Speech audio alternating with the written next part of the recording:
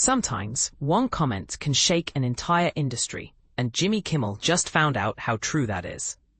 The late-night icon has been yanked off the air indefinitely by ABC following a firestorm over his remarks about the fatal shooting of right-wing figure Charlie Kirk.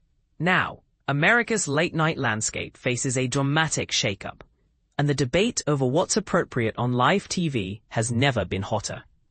But here's where things get complicated.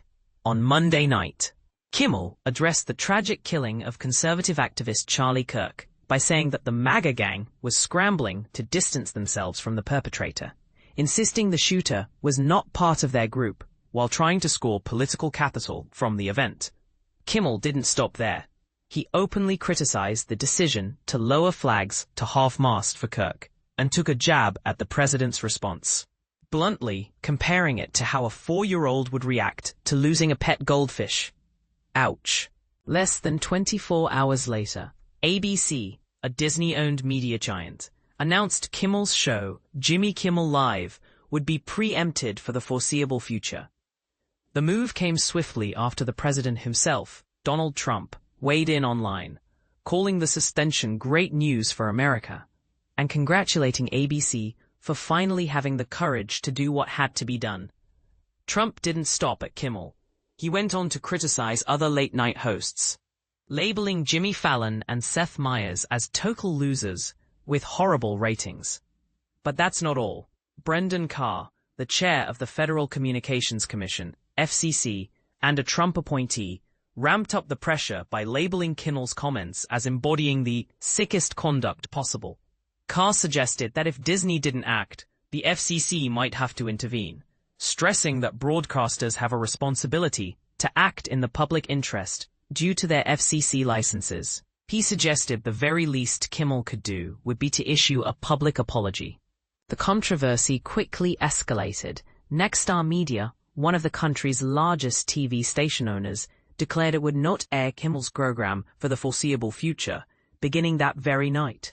Nexstar's president, Andrew Alford, emphasized that Kimmel's remarks did not match the values or opinions of the communities they serve, and argued that continuing to air his show would not be in the public interest at a moment when civil discourse is desperately needed. They expressed their hope that this break would allow cooler heads to prevail. In the wake of these suspensions, Carr publicly praised Nexstar's decision and called for other media organizations to follow suit, indicating that even bigger moves might not be off the table. Turning to the heart of the tragedy, let's not forget, the motive for the shooting itself remains officially undeclared by authorities. What is known is that Tyler Robinson, the 22-year-old accused in Kirk's killing, faces aggravated murder charges and could be sentenced to death if convicted. According to court documents, Robinson's mother claimed he had become more politically liberal in recent years and more supportive of gay and trans rights.